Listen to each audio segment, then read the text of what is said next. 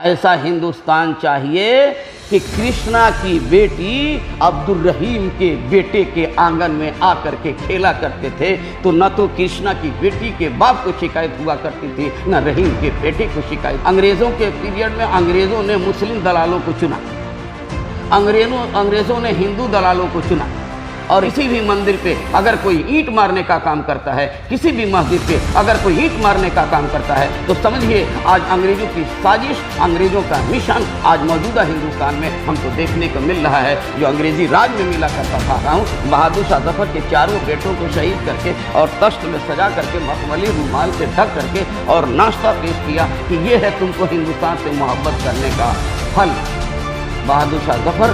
माँ फेफड़ा cancer, TB आदि से है परेशान तो Iman TB chest and heart care clinic है एक बेहतर समाधान।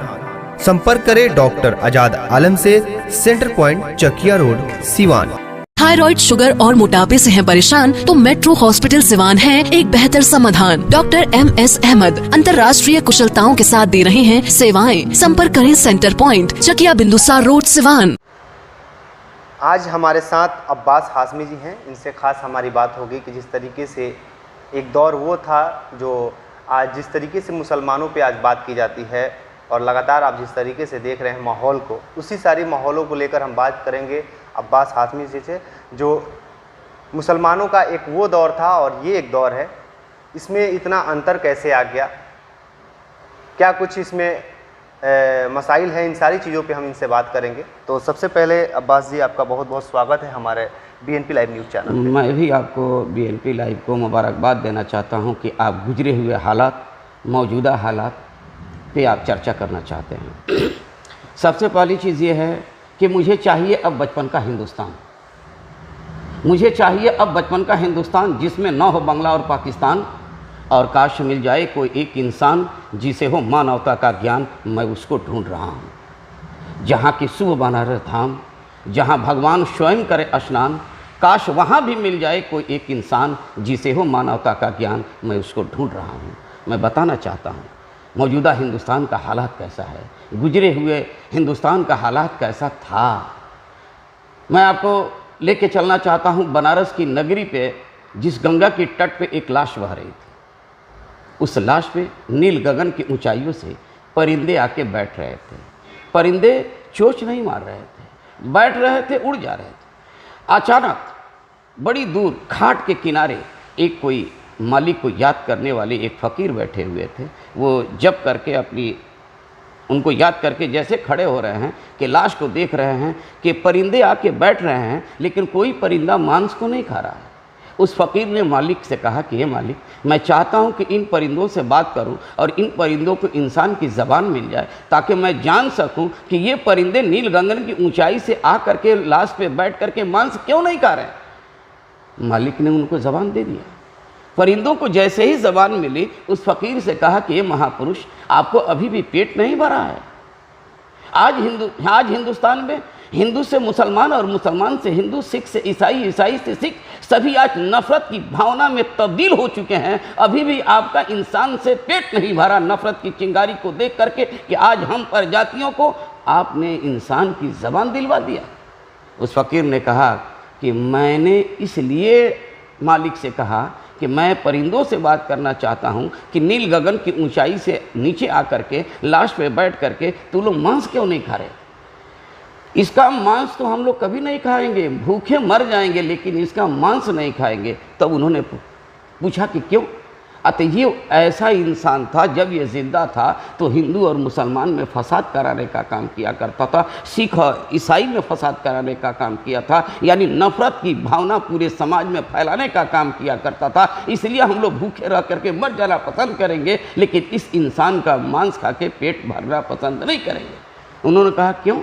अतः जब इसका हम मांस खा लेंगे तो हम पर जातियों में जो आज मोहब्बत की ये भावना है कि जैसे ही हम लोग देखते, मोहब्बत की ये पहचान है, ये दृश्य है कि जैसे ही हम लाश को देखते हैं आवाज़ लगाते हैं और तमाम आसमान के परिंदे हम लोगों के साथ एक बाई एक एक करके मांस पे आके बैठ जाते हैं और हम लोग उसको खाते हैं। लेकिन जैसे हम लोगों को महसूस हो गया कि ये नफ़रत वाले इंसान का शरीर है, इसलिए हम लोग इसको नहीं खाएंगे, और अगर खा लेंगे तो नफ़रत की भावना हम लोगों में फैलने लगेगी। जो प्रजातियों में मोहब्बत की भावना आज है वो नफ़रत की भावना फैल जाएगी। इसलिए हम लोग भूखे रहना पसंद करेंगे और इसका मांस खाना पसंद नहीं करेंगे। मैं बताना चाहता हूँ BNP लाइव के ज़रिए मैं बताना चाहता हूँ शहर सीवान से पूरे हिंदुस्तान की धरती पे ये मैसेज मैं देना चाहता हूँ आपके माध्यम से, आपके लाइव के माध्यम से, कि मुझे अब चाहिए मौजूदा हिंदुस्तान, गुजरा हुआ हिंदुस्तान।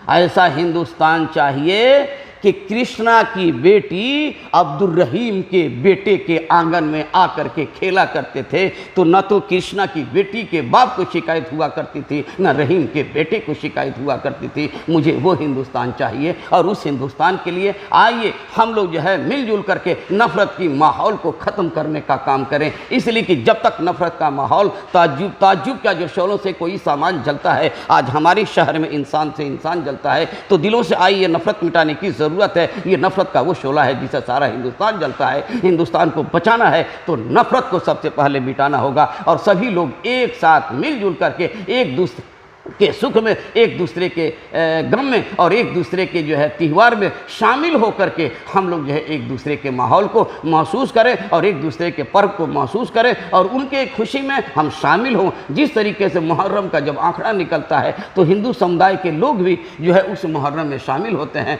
उसी तरीके से जो है रमज़ान का जब महीना आता है, आज ही रमज़ान का महीना चल रहा है, मुस्लिम समुदाय को लोग बुला करके और रोज़ा और इफ्तार पार्टी दिया करते थे। ठीक इसी तरीके से आने वाले वक्त में भी हम लोगों को करना पड़ेगा कि जब इन लोगों का त्यौहार है तो इन लोगों को जो लोग व्रत रखते हैं उन लोगों को बुला करके फल के जरिए इन लोगों को फरहार कराने का काम करें, जिससे हमारे अंदर जो दुराव है वो मोहब्बत में तब्दील हो जाए। इतना जानता हूँ कि मैं अपनी रोजी और रोटी के बाद और इबादत से पहले अगर मेरा सबसे पहला कोई अगर काम मिलता है तो वो है इंसानियत की खिदमत। तो आज के इस दौर में देखा जा रहा है कि अभी रामनवमी गुजरा है कुछ दिन पहले, और बिहार की किसी मस्जिद पे कुछ लोग चढ़ के झंडा लगा रहे थे, तो इससे आप क्या मानते हैं? ये कौन लोग हैं जो इस तरह के भावनाओं को भड़का रहे हैं और एक दूसरे में भाईचारा में फूट डालने के काम कर रहे हैं? ये कौन लोग हैं? देखिए, मैं बताना चाहता हूँ कि अंग्रेज़ों के पीरियड में अंग्रेज़ों ने मुस्लिम दलालों को चुना, अंग्रेज़ों ने हिंदू दलालों को चुना, और हिंदू दलालों से चुन करके, हिंदू दलालों को पकड़ करके उन लोगों से जो है वो सुअर कटवाते थे और कटवा करके मस्जिद में डलवाने का काम करते थे, और मुस्लिम दलालों को खोज करके उन लोगों ने जो है गाय को कटवाते थे और मंदिर में डालने का काम करते थे, ताकि जो है हिंदुस्तान में अमन और शांति भंग हो जाए, नफ़रत का माहौल कायम हो जाए, ताकि हमारा जो है वर्चस्व कायम हो जाए। ठीक उसी तरीके आज मौजूदा हिंदुस्तान में अगर कहीं भी किसी भी मंदिर पे अगर कोई ईंट मारने का काम करता है, किसी भी मस्जिद पे अगर कोई ईंट मारने का काम करता है, तो समझिए आज अंग्रेज़ों की साजिश, अंग्रेज़ों का मिशन आज मौजूदा हिंदुस्तान में हमको देखने को मिल रहा है। जो अंग्रेज़ी राज में मिला करता था आज इस माहौल में मिल रहा है। अच्छा, मुसलमानों का इतिहास क्या रहा है हिंदुस्तान में खास करके? क्या मुसलमान आज़ादी में कभी साथ नहीं दिए हैं? क्या देखिए, इस तरीके से आज हालात हो चुका है? देखिए, मुसलमानों ने आज़ादी को अपना धर्म मान लिया था, अपना मजहब का एक हिस्सा मान करके, और मुसलमानों ने हिंदुस्तान के लिए अपने जिगर के खून को पानी के तरीके से बहा करके, अपने बच्चे को यतीम करके, अपनी बीवियों को बेवा बना करके हिंदुस्तान को सीखने और संवारने और हिंदुस्तान को आज़ाद करने का काम किया था। मैं बताना चाहता हूँ कि 1400 उलमाए कराम को अंग्रेज़ों ने फांसी दे दिया। इसके बावजूद हुब्बुल वतनी का संदेश मुसलमानों ने छोड़ा नहीं, बल्कि पैगाम देते रहे। बहादुर शाह जफ़र का नाम सुने होंगे आप। बहादुर शाह जफ़र से अंग्रेज़ों ने कहा कि समझौता कर लो, तब तो ताज दे दिया जाएगा, सब कुछ दे दिया जाएगा। बहादुर शाह जफ़र ने समझौता नहीं किया। मैं मुख्तसर सी बात आपको बताना चाहता हूँ। बहादुर शाह जफ़र के चारों बेटों को शहीद करके और तश्त में सजा करके, मखमली रूमाल से ढक करके और नाश्ता पेश किया कि ये है तुमको हिंदुस्तान से मोहब्बत करने का फल। बहादुर शाह जफ़र नाश्ता समझ करके उठा रहे हैं, और जैसे ही उन्होंने उठाया देखा कि अरे ये नाश्ता की जगह पे हमारे जिगर के लाल का सर है। तब उन्होंने कहा कि अभी भी समझौता कर लो, वक्त है। बहादुर शाह जफ़र ने कहा कि हम कतई समझौता नहीं करेंगे, हम उस मज़हब के मानने वाले हैं जिस मज़हब के इंटरनेशनल परफेक्ट मोहम्मद सल्लल्लाहु अलैहि वसल्लम ने फरमाया कि वतन की मोहब्बत ईमान में शामिल है। इसलिए अगर हम हिंदुस्तान में पैदा हुए हैं तो हम हिंदुस्तान से मोहब्बत करेंगे, और अगर हम हिंदुस्तान से मोहब्बत नहीं करेंगे तो हम हिंदुस्तान के भी गद्दार होंगे और मज़हब इस्लाम के भी गद्दार होंगे। इसलिए बहादुर शाह जफ़र ने इनकार कर दिया और लास्ट में बहादुर शाह जफ़र को जिंदा पहले अरेस्ट किया और जिंदा गर्दन तक जो है वो दीवार चलवा दिया। और चलवा देने के बाद बहादुर शाह जफ़र ने आखिरी वक्त में पूछा गर्दन तक ईंट को रोक करके कि रोको, तुम्हारे मुल्क में मरने वाली की ख्वाहिश नहीं पूछी जाती। बहादुर शाह जफ़र ने बताया कि उन्होंने कहा कि मिलने को कहोगे? कहा कि मिलने को नहीं कहेंगे हम, बस हमारी ख्वाहिश है कि मेरे 2 लाइन अशार मेरे मुल्क तक, हिंदुस्तान तक पहुंचा देना। उन्होंने लिखा, खड़े ही होकर के लिखा, और लिखा ये कि कितना है बदनसीब ज़फ़र दफ़न के लिए और 2 गज़ ज़मीन भी न मिली कुएं यार में। ये है हुब्बुल वतनी का मिसाल, और ये है हिंदुस्तान में मुसलमानों का मोहब्बत और अपने कुर्बानी देने का मिसाल। एक दो मिसाल अगर हो तब तो आदमी कह करके रुक जाए। पूरी तारीख शामिल है साहब, पूरी तारीख शामिल है कि पूरे हिंदुस्तान में जिन मुसलमानों ने पाकिस्तान को एक्सेप्ट नहीं किया वो हिंदुस्तान में रह गए। जानते हैं वजह क्या था? वजह यह था कि हमारे आबाओ अजदाद ने इस्लामिक कंट्री को छोड़ दिया और हिंदुस्तानी कंट्री को अपने सीने से लगा लिया, ये सोच करके कि यहाँ हमारी माँ का कब्र है, हम अपनी माँ की कब्र को छोड़ करके पाकिस्तान अगर चले जाएंगे तो हिंदुस्तान की धरती में माँ की कब्रों पे फातिहा कौन पढ़ेगा। इसलिए हमारे आबाओ अजदाद अगर हिंदुस्तान में दफन हैं तो हम अपने आबाओ अजदाद की मोहब्बत के लिए और अपने मुल्क की मोहब्बत के लिए हम मोहम्मद सल्लल्लाहु अलैहि वसल्लम की हुक्म की मोहब्बत की तामील करते हुए हम लोग अपने मुल्क की हिफाजत कर रहे हैं हिंदुस्तान में, और करते रहेंगे। हम नफ़रत का जवाब नफ़रत से नहीं देंगे। हमने बहुत पहले भी आपसे कहा था कि हम तो देख रहे हैं नफ़रत फैलाने वाले की ज़बान देख रहे हैं, हम उनकी हर हरकत देख रहे हैं, हम उनके जवाब को अपनी ज़बान से जवाब दे सकते हैं। लेकिन मोहम्मद सल्लल्लाहु अलैहि वसल्लम के महबूब नवासे इमाम हुसैन अलैहिस्सलाम ने करबला में कहा था यजीदियों से कि मैं यहाँ जंग कायम करने के लिए नहीं, मैं यहाँ अमन कायम करने के लिए आया हूँ। ठीक इसी तरीके से मोहम्मद सल्लल्लाहु अलैहि वसल्लम ने ख्वाजा मोइनुद्दीन चिश्ती अजमेरी रहमतुल्लाह अलैह को हिंदुस्तान की धरती पे अमन और शांति का मैसेज देने के लिए हिंदुस्तान में भेजा।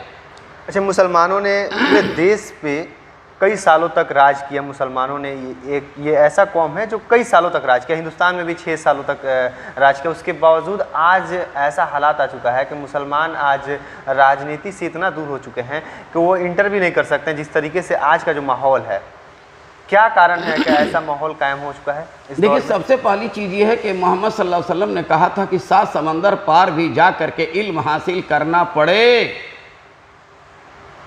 तो इल्म हासिल करो।